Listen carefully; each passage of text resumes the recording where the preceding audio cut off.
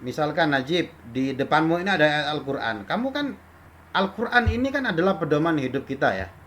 Apa yang ingin kamu akan, langkah apa yang akan kamu lakukan untuk memahami ayat tersebut? Menafsirkannya mungkin tapi pakai Google atau minta bantuan orang gitu biar lebih Menafsirkannya bisa tapi pakai Google. bantuan orang lain yang Oke, lebih paham saya tulis biar lah saya ya. tahu artinya gitu Pak. Oke, saya pilih-pilih. Saya catat menafsirkannya dengan bantuan Bantuan orang lain, Google. bantuan Tadi orang lain. tadi kamu bilang Google Oh, iya atau iya. orang lain. Terjemahan Al-Quran itu bukanlah Al-Quran. Jadi kamu hati-hati. Kalau misalkan ada ungkapan kita kembali kepada Quran dan hadis. Pas disodorkan Al-Qurannya, mana dalil tentang ini? Kamu dikasih Al-Quran, saya nggak paham, saya buka terjemahnya dulu. Wah, itu berarti bukan kembali kepada Quran, tetapi kembali kepada terjemahan Al-Quran. Jadi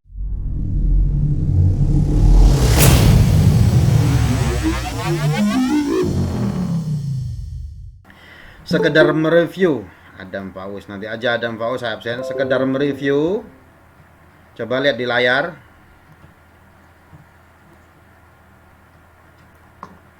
Mereview kemarin, bahwa kita kemarin itu sudah paham bahwa Al-Quran itu diturunkan Allah Ta'ala kepada Nabi Muhammad SAW melalui dua tahapan. Pertama, diturunkan secara utuh. Utuh itu artinya dari Fatihah sampai surah An-Nas. Utuh pada malam yang diberkahi, yaitu malam Lailatul Qadar. Kapan malam Lailatul Qadar?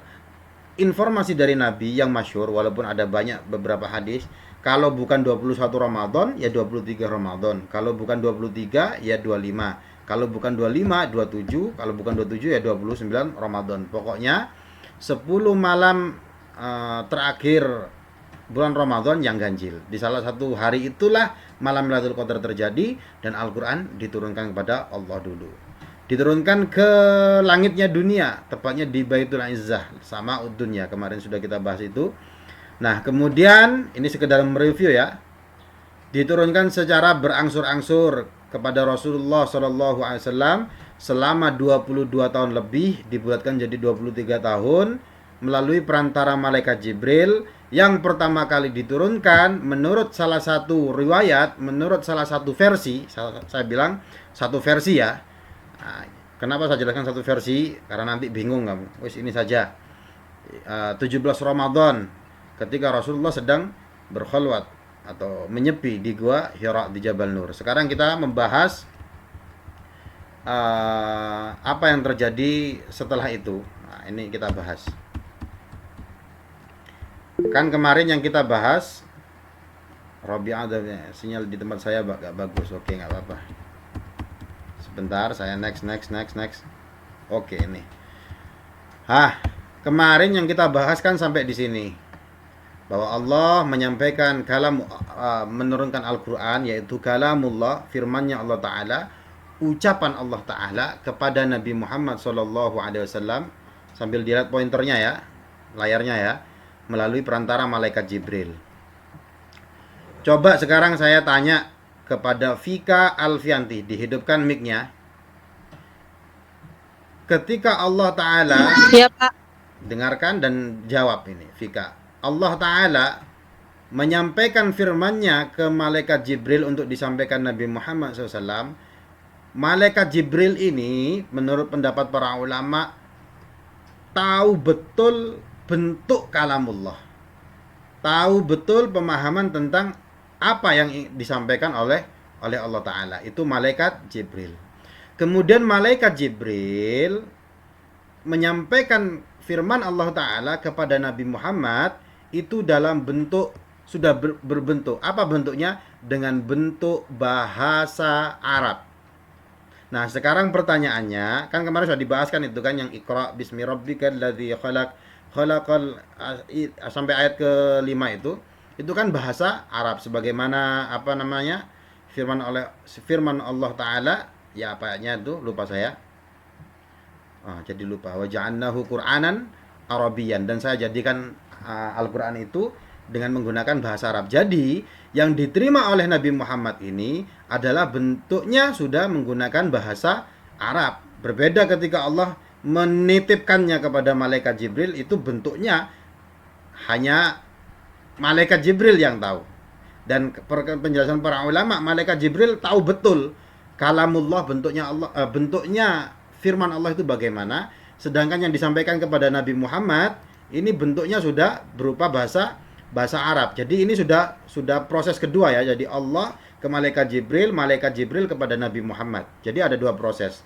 Pertanyaannya Afika tadi, Nabi Muhammad kira-kira faham betul tidak dengan kalamullah tersebut keseluruhannya? Hakikat Al-Quran, hakikat kalamullah, Nabi Muhammad faham nggak? Afika, tolong dijawab. Menurut kamu? Nggih, Pak. Faham ya? Jadi Nggih. menurut Afika, Nabi Muhammad faham betul hakikat dari firman Allah, keseluruhan dari apa yang disampaikan oleh Allah Ta'ala. Begitu ya Afika ya? Nggih, Pak. Coba sekarang yang lain, ada nggak yang berbeda jawaban dengan Afika? Monggo, nggak apa-apa.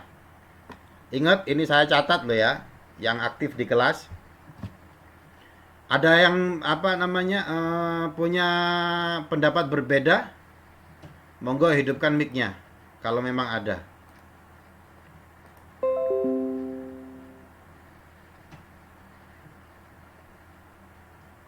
Nggak ada. Oke, tidak ada. Ya, betul. Nabi Muhammad SAW menurut jumhur ulama paham betul apa yang disampaikan Allah Ta'ala kepada beliau gitu. Jadi kalau seumpama ada yang bilang enggak Nabi Muhammad, ada yang tidak dipahami itu. Nah, kalau Nabi Muhammad nggak paham, bagaimana anak PAI kelas berapa ini tadi lupa saya? E ya? Anak PAI kelas E paham gitu loh. Kalau Nabi Muhammad tidak paham, bagaimana anak kelas PAI bisa memahami Al-Quran? Jadi para ulama, jumhur ulama mengatakan Nabi Muhammad SAW itu faham betul dengan hakikat dari kalamullah. Terus ini kan proses kedua ini, ya. Jadi Allah ke Jibril, Jibril ke Muhammad. Ini kan proses kedua kan?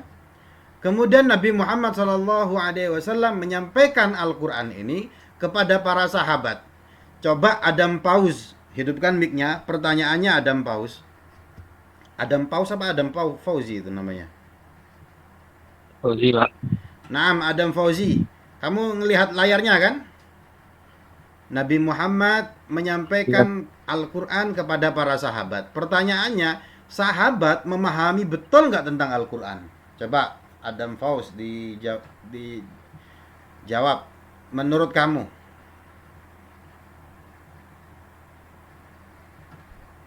Adam? Mungkin sedikit. Gimana?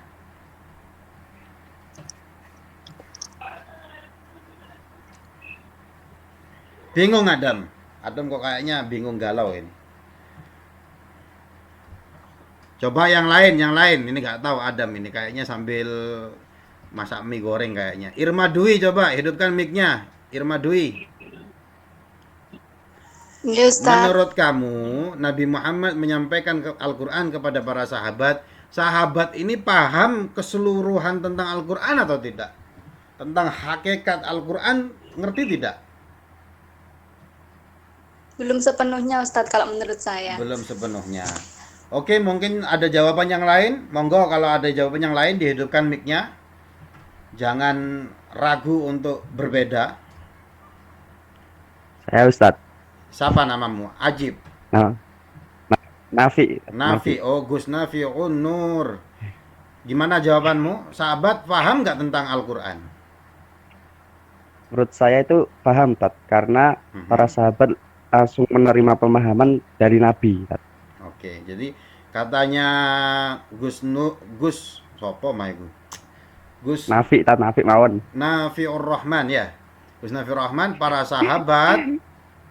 sahabat ini itu memahami isi Al-Quran keseluruhannya. Sekarang Gus Nafi'un Nur, hidupkan mic-mu lagi, saya tanya. Pernah nggak kamu membaca kitab atau apalah ya, mendengar perselisihan antar sahabat?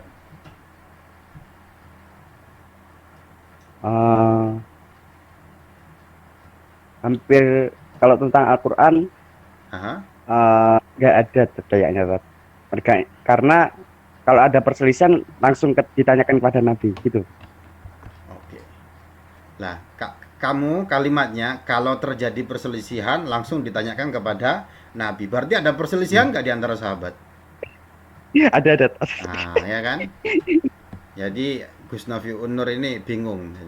Jawabannya adalah ketika Nabi Muhammad menjelaskan, menyampaikan Al-Quran kepada para sahabatnya, terjadi perselisihan di antara sahabat dalam memahami ayat Al-Quran. Turun surat ini ada yang mempunyai makna berbeda. Turun surat ini ada yang mempunyai, di antara sahabat itu ada yang mempunyai makna berbeda. Tetapi kalau sampai di generasi sahabat ini kok pointernya hilang ini. Kalau sampai generasi sahabat ini ketika terjadi perselisihan gampang. Caranya bagaimana? Mereka tinggal bertanya kepada Nabi Muhammad Shallallahu Alaihi Wasallam tentang apa yang dimaksud ayat Al-Quran yang baru saja diturunkan. Nah, Nabi Muhammad ketika menjelaskan Al-Quran ini adalah salah satu bentuk tafsir, makanya dikenal dengan tafsir Nabawi, tafsir yang datangnya dari Rasulullah Shallallahu Alaihi Wasallam sendiri. Jadi kan ada tafsir itu, ada tafsir, saya tulis di sini. Misalkan ada tafsir bil ma'thur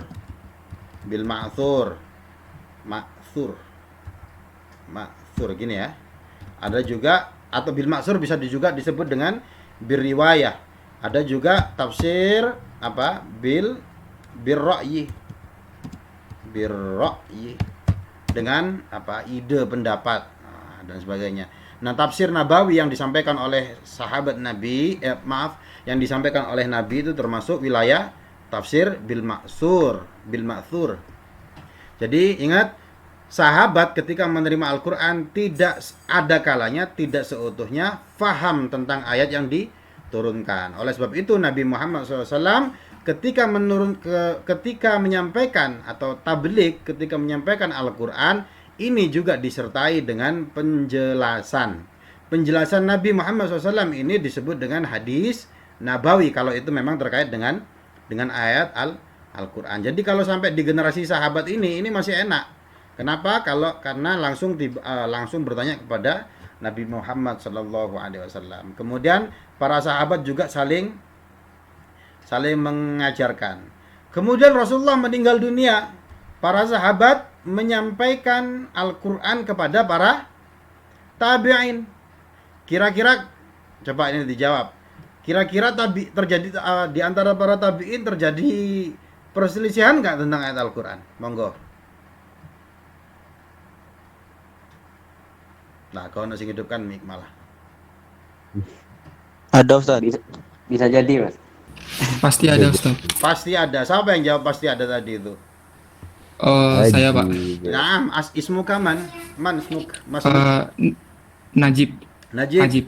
Kamu menjawab ketika sahabat menjelaskan Al-Quran kepada para tabi'in ini pasti, apa tadi katamu? Pasti bakal ada kesalahan atau enggak, perselisihan tuh pasti ada. Nah, bukan, kurang tepat ya kalau diartikan kesalahan ya. Lebih tepat diartikan perselisihan pendapat gitu ya. Ikhtilaf memahami Al-Quran. Jadi, tapi kira-kira siapa tadi? Najib ya? Iya. Permasalahan yang terjadi tentang ayat Al-Quran di masa tabi'in ini lebih banyak atau lebih sedikit dibanding permasalahan memahami Al-Quran di kalangan para sahabat?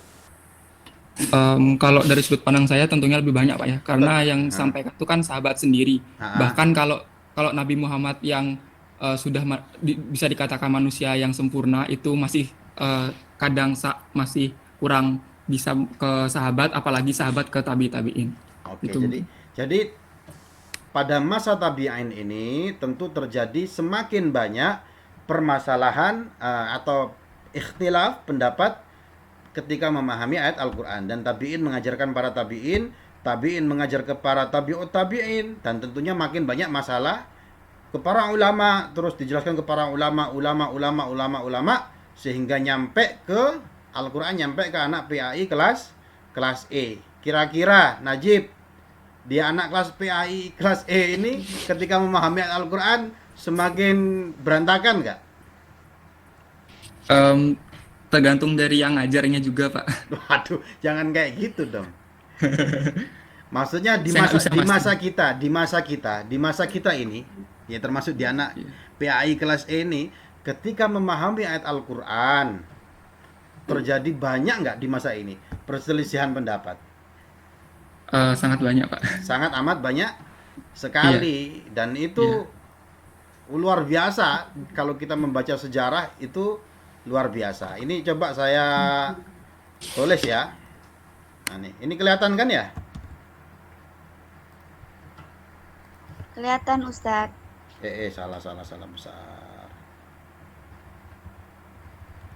Coba saya gini. Jadi, siapa yang tadi bilang kelihatan Ustadz itu siapa tadi?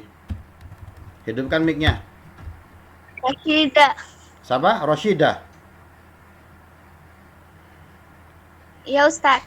Rosyidah, misalkan ada ayat Al-Quran. Ya, Al-Quran ini kan pedoman hidup kita ya, supaya hidup selamat dunia dan akhirat. Kamu apa tadi? Siapa tadi? Rosyidah. Kamu misalkan ingin memahami, kamu membaca satu ayat Al-Quran, kemudian kamu ingin memahaminya. Bagaimana cara kamu ingin memahami ayat Al-Quran tadi? Coba. Memahami ayat Al-Quran Ustadz. Ketika kamu membaca satu ayat Al-Quran, kamu ingin paham, aku pengen memahami kandungan ayat Al-Quran ini karepe kaya apa sih itu? Apa yang kamu lakukan langkahnya? Membaca ulang-ulang. Setelah itu Kamu membaca ulang-ulang, paham nggak langsung?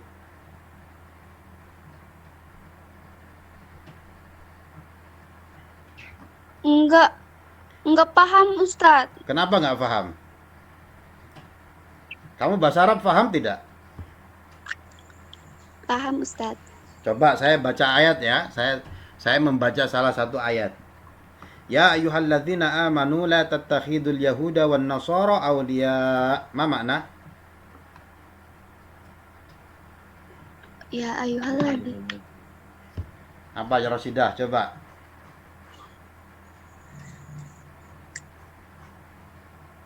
Duh, katanya ketika membaca Al-Quran, kamu langsung paham dengan bahasa Arab yang ada di Al-Quran itu. Paham tidak? Membingungkan Ustadz artinya. Loh, berarti Enggak. kamu nggak ngerti bahasa Arab. Coba Najib, masuk Najib. Oke, Pak, saya masuk, Pak. Oke. Coba kamu artikan itu ayat yang saya tulis itu. Waduh, saya kurang paham sih, Pak, kalau Oke. bahasa Arab. Tapi kalau Oke. kalau saya untuk Aha. memahaminya, Jadi biasanya misalkan Najib, di depanmu ini ada ayat Al-Quran. Kamu kan Al-Quran ini kan adalah pedoman hidup kita ya. Apa yang ingin langkah apa yang akan kamu lakukan untuk memahami ayat tersebut?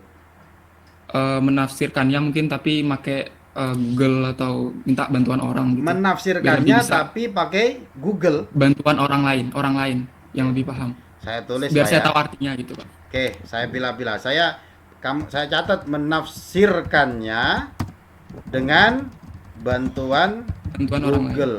Bantuan orang lain. Tadi kamu bilang Google Oh, iya. atau orang lain. Saya catat karena saya orang yang jeli sekali. Oke, sekarang secara umum saja ya. Ada orang, ini ceritanya orang ajam. Teguh Jaya Putra, mohon maaf saya keluar melulu, nggak apa-apa. Kalau memang sinyalnya susah mau diapakan. Ada orang ajam itu orang non-Arab. Dia pengen memahami Al-Quran. Maka yang dilakukan pertama kali adalah dia melihat terjemahan.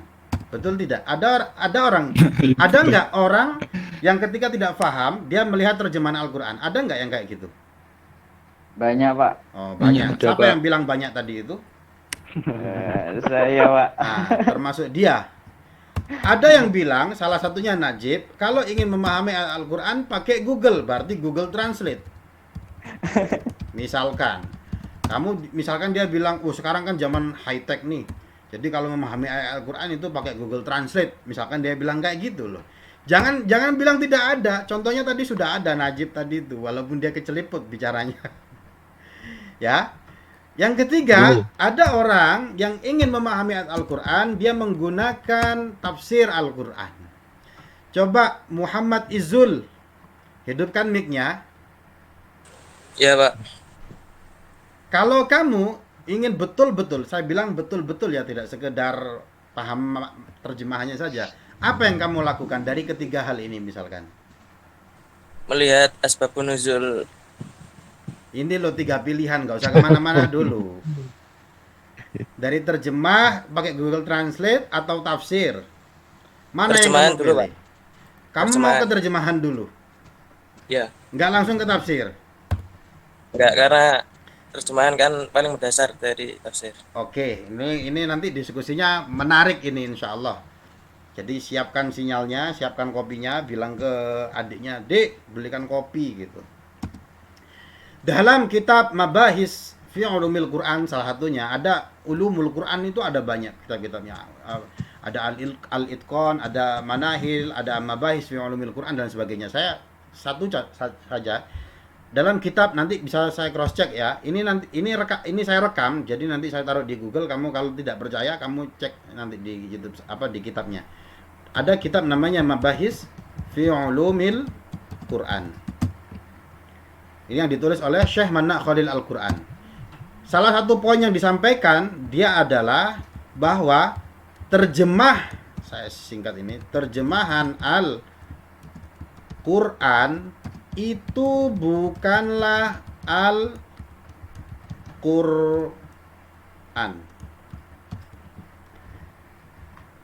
Diingat, Syekh Manna Khalil Al-Qattan beliau mengatakan terjemahan Al-Quran itu bukanlah Al-Quran. Nah, dari kalimat ini, misalkan kalau kita terjadi permasalahan hukum, kemudian ada orang yang memberikan dalil dan kamu minta, "Mana dalilnya?" Dalilnya ada dalam Al-Quran. Tapi ketika kamu dalilnya ada dalam Al-Quran, lantas kamu dikasihkan Al-Quran, coba mana dalilnya? Kamu membuka terjemahan Al-Quran, itu kamu tidak kembali kepada Al-Quran, tapi kamu kembali kepada terjemahan Al-Quran. Paham ya?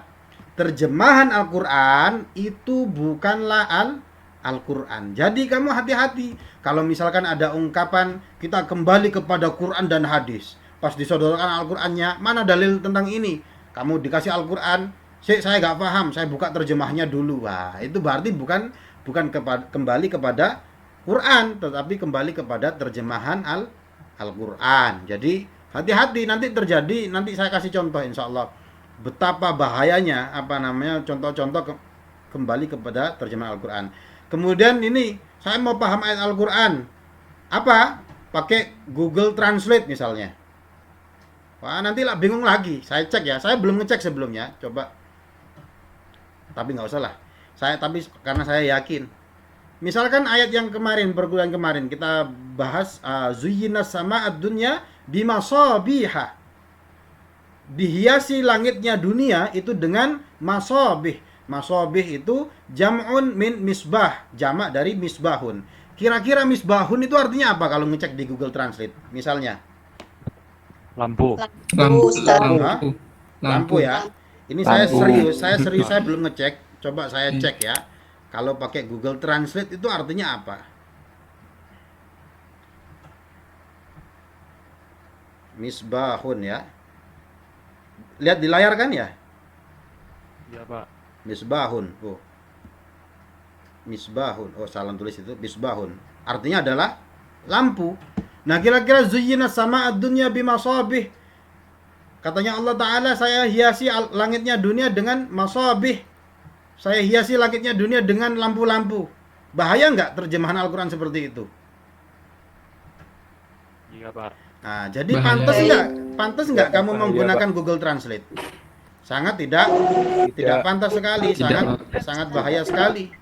Nah, sekarang tafsir. Apa itu tafsir? Tafsir itu wilayah ijtihadnya para ulama yang dia mempunyai banyak tangga ilmu ketika ingin memahami ayat Al-Quran. Ketika sebuah ayat ingin ditafsirkan oleh para seorang ulama misalkan, dia harus tahu tentang asbab nuzulnya, Dia harus tahu tentang apa namanya? Ini bisa enggak dirikan? Dia harus tahu tentang asbab nuzulnya. Sebentar, saya tulis supaya rapi. Dia harus tahu tentang apalagi balaghahnya. Dia harus tahu tentang nasikh, mansukhnya. Ini ayat nasikh atau mansukh? Atau bukan keduanya? Dia harus tahu ini muqayyad atau mutlak. Dia harus tahu ini muhkam atau mutasyabihat dan lain sebagainya. Dia harus tahu hadis-hadis ahkam kalau nanti keluarnya adalah misalkan keluarnya adalah tafsir fikih, kan tafsir itu kan ada tafsir isyari, fikih, adab ijtimai dan lain sebagainya, tergantung kecenderungan pemahamannya ulama yang menuliskan tafsir tadi. Tapi ketika seorang ulama menuliskan tafsir sebuah ayat, dia pasti tidak ngawur. Dia menggunakan banyak perangkat ilmu untuk memahami sebuah ayat Al-Quran. Sehingga kalau kamu ingin memahami ayat Al-Quran, sebuah ayat Al-Quran, maka cara yang paling bagus untuk mendapati, paling tidak mendekati pemahaman yang sesungguhnya itu harusnya kamu menggunakan tafsir. Jangan menggunakan terjemahan Al-Quran, jangan menggunakan Google Translate, tapi paling tidak menggunakan tafsir. Apakah tafsir itu benar? Al-Quran itu sudah pasti benar, tetapi tafsir Al-Quran itu bisa salah, bisa juga benar. Tapi karena dia lahir dari sebuah ijtihad, dari ijtihadnya para ulama yang memiliki banyak perangkat ilmu tersebut, misalkan dalam ijtihadnya hasil tafsirnya salah, dia tetap mendapatkan pahala 1. Kalau ijtihadnya benar, dia mendapat pahala 2. Kan dalam hadis kan begitu kan, barang siapa yang berijtihad hasil ijtihadnya benar, kemudian dia dapat pahala 2. Kalau ijtihadnya salah, maka dia mendapat pahala 1. Artinya apa? Artinya ya benar semua gitu loh. Seandainya salah pun dia tetap mendapat pahala. Jadi kalau kamu ingin memahami ayat Al-Quran, maka gunakanlah tafsir, karena dengan tafsir itulah yang paling mendekati pemahaman untuk memahami ayat Al-Quran. Sekarang coba saya ingin, ini studi kasus agak-agak politis, tapi saya tidak mau mengarah ke politiknya. Saya ingin murni ke Quran dan hadisnya. Coba kita kembali ke, saya tidak tahu 2 atau 3 tahun yang lalu di Indonesia ini ribut soal di Jakarta ya, tapi efeknya ke seluruh Indonesia. Itu ribut tentang terjemahan Al-Quran. Ingat, saya mau membahas betapa terjemahan Al-Quran ini, kalau kamu kembali ke terjemahan Al-Quran untuk memahami Al-Quran itu bahaya sekali. Kita kembali ke ke kasus yang pernah terjadi di Indonesia saja. Sebenarnya kasus-kasus yang seperti ini di masa para tabi'in, para ulama, bahkan di sahabat itu ada. Termasuk masalah ISIS, terorisme, pemahaman tentang khilafah dan lain sebagainya. Itu akar ujung-ujungnya ya karena pemahamannya terhadap ayat Al-Quran itu berbeda-beda. Saya satu kasus saja.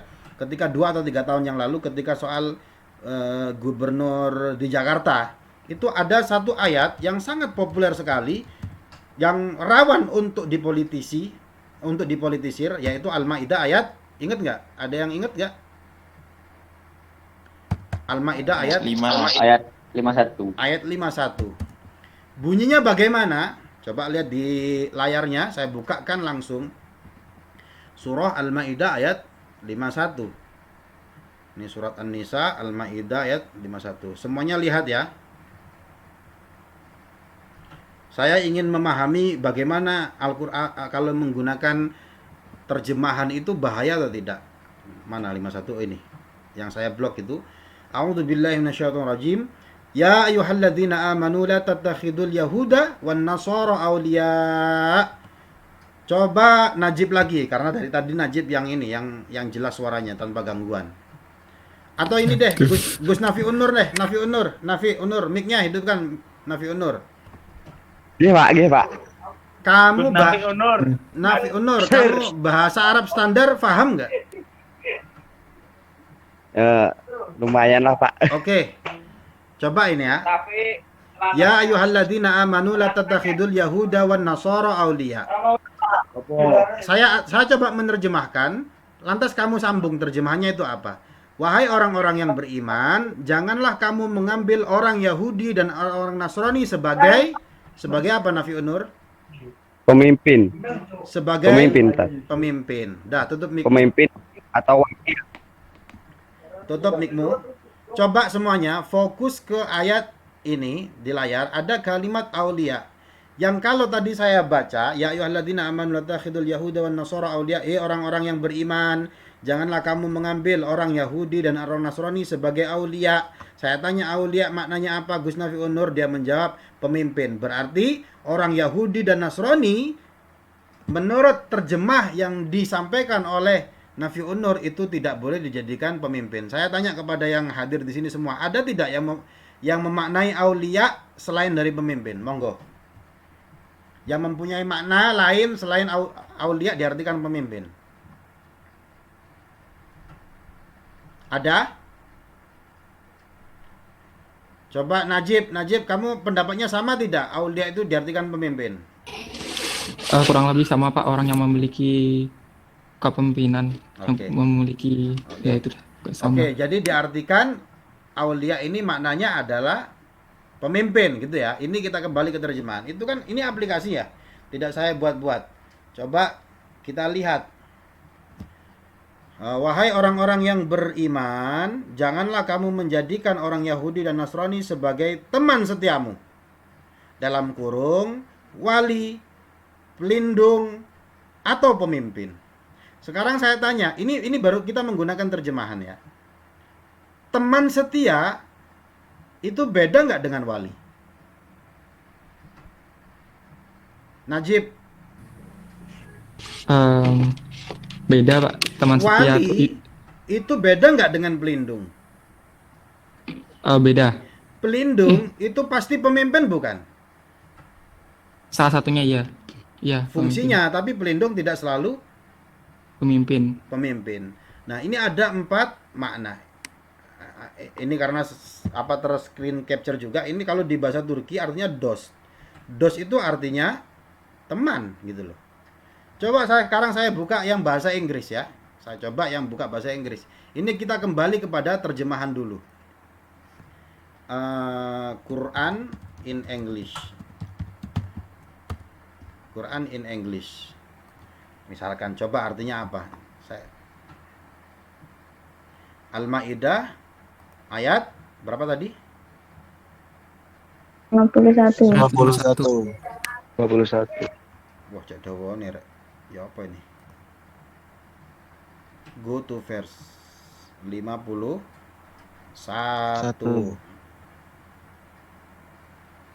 Coba. Loh kok? Oh, saya belum install bahasa ini. Kok jadi berantakan?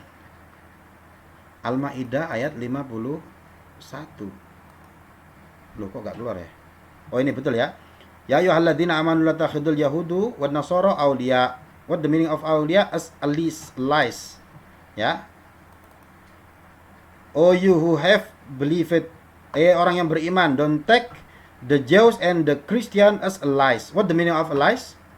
Nanti takut dikira ngarang. Jadi saya ini aja, lies. Bagaimana spellnya? Allies gitu. Indonesianya ini jadi konkret ya, supaya kamu tidak ini. Artinya apa? Partner, jamak dari ally atau aliansi. Jadi menurut kalau pakai terjemahan, kalau di Indonesia, terjemahan Al-Quran bahasa Indonesia bisa artinya teman setia, wali, pelindung, atau pemimpin. Dan sebagainya. Kalau saya lebih memilih kata ya aulia lah. Kalau kamu mau ingin memahami ayat Al-Quran yang sesungguhnya, maka paling bagus kamu menggunakan tafsir. Sekarang misalkan kita ambil satu makna yang dipilih oleh Nafi Unur dan disetujui oleh Najib tadi. Bahwa arti aulia itu adalah teman. Berarti adanya, orang yang beriman, maknanya adalah, orang yang beriman, kamu jangan jadikan orang Yahudi dan Nasrani sebagai temanmu. Kalau kamu mengartikan teman, Maaf, tadi kamu pemimpin ya. Pemimpin. Misalkan kita ambil artinya adalah teman. Jangan kamu menjadikan orang Yahudi dan Nasrani sebagai temanmu. Nur Ajib, kira-kira berbahaya nggak makna tersebut? Lumayan Pak, soalnya kan bisa menimbulkan kesalahpahaman di orang-orang yang non muslim kalau dia tahu. Oke, sekarang coba diartikan pemimpin. Hei orang yang beriman, jangan kamu jadikan orang Yahudi dan Nasrani sebagai pemimpinmu.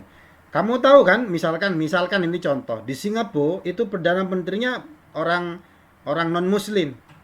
Apa yang harus dilakukan orang muslim? Sedangkan perintahnya kamu gak boleh menjadikan orang Nasrani dan Yahudi itu sebagai pemimpinmu. Apa yang harus dilakukan? Coba, Najib. Memilih yang paling dekat dengan Enggak, ini kan kriteria Islam. sudah terjadi. Bahwa terjadi. sekarang pemimpinnya bukan dari kalangan orang Islam. Apa yang harus dilakukan orang Muslim? Sedangkan perintahnya seperti itu. Kurang tahu Pak, agak bingung soalnya. Bahaya tidak kira-kira? Ya artinya dia harus taat kepada Al-Quran, dia harus ya demo atau pokoknya melengsarkan upaya untuk menjatuhkan tersebut. Kemudian itu dalam proses itu kira-kira terjadi banyak korban enggak? Tentunya banyak. Sangat banyak sekali. Ya, Kita bicara yang lebih kecil lagi lah, tentang misalkan McDonald, KFC, yang itu kita tahu bukan orang non-muslim, yang punya adalah orang-orang mungkin Nasrani atau bahkan katanya saya tidak tahu juga orang-orang Zeus atau orang Yahudi. Dan ini banyak orang Muslim, saudara-saudara kita kerja di tempat mereka. Artinya mereka punya bos, mereka punya pemimpin, mereka punya juragan. Itu orang non-Muslim. Kalau ayatnya diartikan pemimpin, tok misalkan, artinya ini pemimpin titik. Mereka nggak boleh kerja di situ dong. Berarti kalau kita kembali memaknai ayat Al-Quran, kita kembali kepada Quran, pas kita cuma berdasarkan terjemahan, ini sangat bahaya sekali. Efeknya salah satu contohnya ya kemarin itu, misalkan siapa yang menjadikan pemimpin dari kalangan orang non-muslim, maka dia termasuk orang munafik dengan dalil ayat yang lain. Kalau dia mati tidak boleh disolati. Itu terjadi bukan di Arab, itu terjadi di Indonesia 2-3 tahun yang lalu. Pemahaman seperti itu terjadi. Begitu juga orang-orang Al-Qaeda, orang-orang ISIS dan lain sebagainya. Ingat, semuanya mengatakan kembali kepada Quran dan hadis, kembali kepada Quran dan sunnah. Tetapi mereka hanya berdasarkan pendapat yang mereka pahami. Artinya apa? Kembali kepada tadi, kalau kita kembali kepada terjemahan ini sangat bahaya sekali. Oleh sebab itu, kalau kamu yang betul-betul ingin memahami ayat Al-Quran, itu mbokyo kembali kepada tafsir untuk memahaminya. Dan jangan kamu seperti tadi itu, saya ingin memahami ayat Al-Quran. Dia menjawab, ini karena saya catat ya, saya akan mencoba menafsirkannya Pak dengan bantuan Google atau orang lain. Nah, kamu mau menafsirkan bagaimana? Wong tak kasih ayat tadi aja kamu nggak bisa. Coba artinya apa? Kamu tidak paham. Kamu tidak paham asbabun nuzulnya. Kamu tidak tahu ini statusnya ayat ini nasih atau mansuh. Ayat ini sebuah muqayyad atau mutlak. Ayat ini muhkam atau mutasyabih dan lain sebagainya. Kita tidak paham. Bagaimana kita mau memahami ayat Al-Quran kalau tidak menggunakan bantuan perangkat ilmu-ilmu yang banyak ini, yang sudah dijelaskan oleh para ulama dalam bentuk tafsir Al-Quran. Jadi ini untuk semua, kalau kamu ingin memahami Al-Quran, jangan kembali ke terjemahan saja. Bukan berarti tidak boleh ya. Saya pengen paham artinya, gak apa-apa, baca terjemahan itu tidak apa-apa. Tapi ingat, itu bukan Al-Quran. Itu terjemah gitu loh. Nah, jadi saya ulangi, kalau kamu ingin betul-betul paham ayat Al-Quran, sebuah ayat yang kamu baca dalam Al-Quran, yang paling mendekati adalah kamu kembali kepada tafsirnya gitu loh. Nah, ini coba ini cerita Imam Syafi'i itu pernah disurati oleh seorang raja atau seorang gubernur, seorang pejabat lah pokoknya. Imam Syafi'i pernah mendapat surat yang didapatkan dari seorang pejabat, entah itu gubernur, sultan atau apa. Sultan itu isi suratnya poinnya cuma satu. Wahai Imam Syafi'i, pertanyaan saya satu. Bagaimana cara agar saya membaca Al-Quran itu faham? Bagaimana cara agar saya memahami ayat Al-Quran? Mendapat surat tersebut, Imam Syafi'i memanggil muridnya. Ini kita dapat surat nih dari Sultan, dari gubernur gitu loh. Coba saya mau menjelaskan tentang surat ini, bagaimana cara memahami Al-Quran, kamu yang menuliskannya. Jadi Imam Syafi'i ngomong berbicara dawuh untuk menjawab surat itu, mendiktikan muridnya yang akhirnya menulis. Apa isi jawaban yang disampaikan oleh Imam Syafi'i yang ditulis oleh muridnya tersebut? Ternyata isinya bukan 1, 5, 10 lembar untuk menjawab satu pertanyaan itu, tetapi isinya adalah beratus-ratus halaman yang kemudian menjadi sebuah kitab yang disebut dengan kitab apa? Ada yang tahu? Kitab Ar-Risalah. Ar-Risalah artinya surat. Jadi hanya menyampaikan bagaimana, hanya untuk menjawab isi surat yang bunyinya bagaimana cara agar saya memahami Al-Quran, bagaimana cara saya memahami Al-Quran. Balasan untuk pertanyaan ini jadi sebuah kitab Imam Syafi'i. Katanya Imam Syafi'i, kalau datang sebuah ayat padamu, kamu harus tahu dulu asbabun nuzulnya bagaimana. Kamu harus tahu ini nasikh atau mansuh. Kamu harus tahu muqayyad apa mutlak. Ayat ini muhkam atau mutasyabihat. Ayat ini am atau khas. Ayat ini untuk seluruh orang atau untuk orang secara khusus dan lain sebagainya. Kalau kamu sudah tahu itu semuanya, nanti kamu baru memahami ayat Al-Quran yang kamu temui tadi itu. Nah, makanya menjawab surat tadi itu sampai jadi Ar-Risalah seperti ini. Kitab Ar-Risalah yang seperti yang disampaikan oleh kitab yang ditulis oleh Imam Syafi'i, yang ini menjadi salah satu pelopor ilmu usul fikih. Nantinya ini menjadi rujukan lah untuk ilmu usul fikih. Itu coba. Nah, katanya Imam Syafi'i yang alim seperti itu aja untuk memahami Al-Quran harus tanda kutip ya ribet seperti ini. Dan bagaimana Nafi'un Nur kalau mau memahami Al-Quran? Kalau berdasarkan terjemahan, gegeran nanti. Bagaimana Nur Ajib mau memahami Al-Quran berdasarkan Google Translate? Lah bahaya gitu. Nah, kita yang tidak paham ini, sebagai anak PAI ini, yang biasa-biasa saja, yang awam, yang bahasa Arab saja gak paham ini, oleh sebab itu ikut pendapat para ulama. Ketika terjadi perselisihan pendapat, ya wis mari kita tinggal ikut salah satunya. Ini saya mau cerita satu lagi, misalkan bentuk kehati-hatian ya. Ada namanya ini siapa? Imam Muhammad Nawawi Al-Bantani. Orang Banten. Desa Tanara namanya. Dia lahir di Banten, kemudian pergi ke Arab Saudi di Mekah, jadi orang ulama yang sangat alim sekali. Syekh Muhammad Nawawi Al-Bantani, Imam Nawawi Banten. Gurunya Syekhona Khalil Bangkalan salah satunya. Syekhona Khalil punya murid Kiai Hasyim Asy'ari dan seterusnya. Suatu saat Imam Nawawi Al-Bantani ini didatangi oleh komunitas Jawi. Komunitas Jawi. Kamu kalau membaca buku sejarah kemudian ada kalimat komunitas Jawi, itu jangan diartikan Jawa ya. Jawi ini yang meliputi Indonesia, Malaysia, Thailand ya, dan sekitarnya. Ini disebut dengan Jawi. Jadi jangan diartikan Jawa. Orang Sunda juga dikatakan Jawi. Nah, Syekh Muhammad Nawawi Al-Bantani ini pernah didatangi oleh orang-orang Jawi. Permintaan orang Jawi itu ingin agar Imam Nawawi menuliskan sebuah ayat Al-Quran.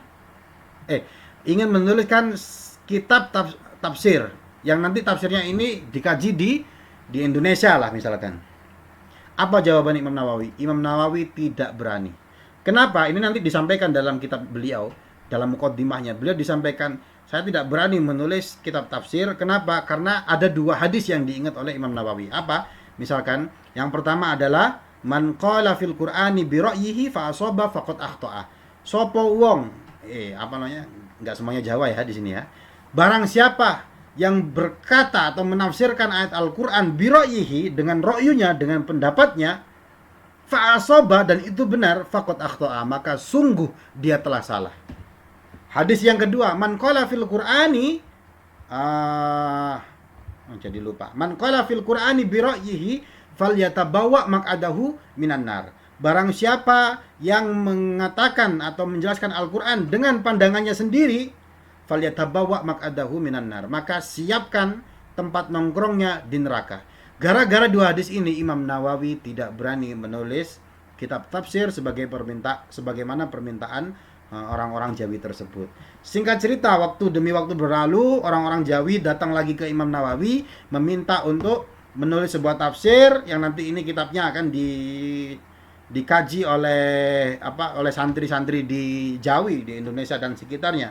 Singkat cerita, ini ceritanya ya, Imam Nawawi akhirnya bilang oke, saya tuliskan, tapi dalam muqaddimahnya nanti beliau menyampaikan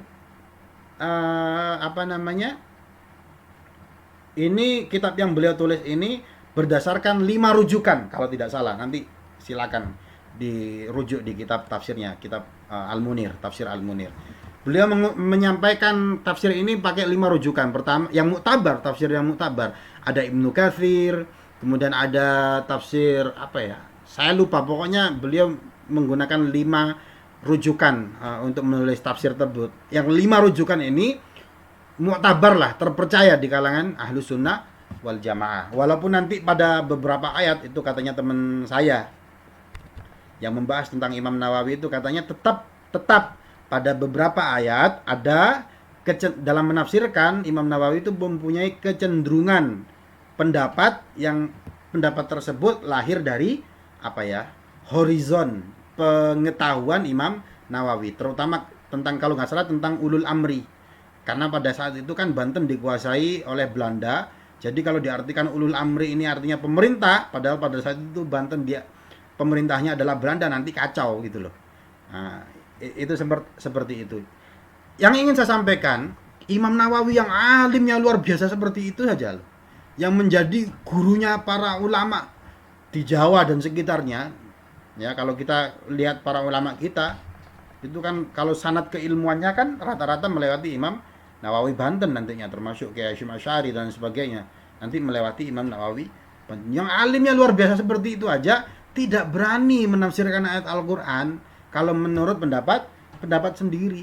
Dah kok kita mudah menafsirkan Al-Qur'an dengan seenak kita sendiri. Ini kan bahaya. Bahkan kemarin itu waktu dalam suasana politik yang panas, itu kan ada yang otak-atik gatuk itu saya sebel sekali itu waktu itu. Misalkan diartikan, maaf ya, ini bukan politik, ini contoh, kalau pilihan politik terserah. Misalkan Jokowi huruf J itu huruf hijaiyahnya apa? Huruf O itu huruf hijaiyahnya berapa, nanti dijumlah, oh surat apa? Misalkan surat Al-Ankabut, laba-laba. Nanti juga gitu. Prabowo huruf P itu huruf Fa dalam abjad hijaiyah, huruf Fa itu juz huruf keberapa? Nanti ditembuskan, ini surat apa? Oh ternyata misalkan surat Al-Mulk misalkan, saya agak lupa broadcastan yang saya dapat di WhatsApp dan sebagainya. Semuanya itu digunakan untuk memahami Al-Qur'an. Kacau itu. Itu dosa itu. Fal yatabawa maq'adahu minan nar. Maka siapkan nanti tempat nongkrongnya di neraka. Ini terjadi sebenarnya di banyak zaman, bukan hanya kemarin waktu panas soal politik. Dulu waktu saya kecil saya baca buku juga demikian. Misalkan ini contoh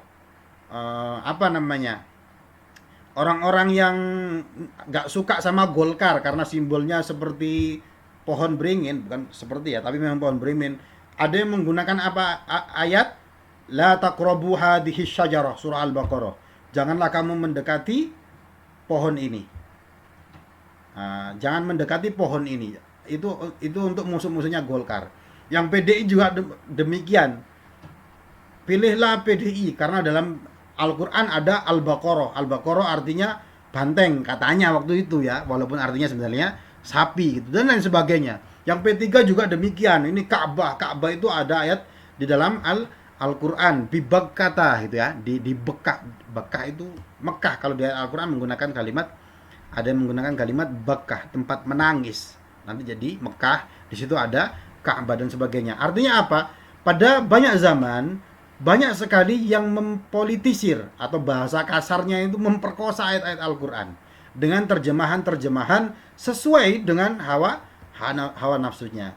Singkat kata, kalau kita ingin memahami Al-Qur'an, sekali lagi jangan bermodal dengan terjemahan saja. Tapi baiknya kamu kembali kepada tafsir yang itu melalui ijtihad para ulama. Kalau nanti di karangan para ulama, khususnya ulama tafsir, tentang sebuah ayat terjadi ikhtilaf, terjadi perbedaan pendapat, nah itu kamu tinggal ikut yang salah satu yang pas dengan kamu, dengan tanpa ngejek atau ngenyek pendapat yang berbeda. Kalau seperti itu kan enak. Oke, monggo, ini sudah hampir 1 jam saya menjelaskan. Yang mau bertanya silahkan, hidupkan mikrofonnya.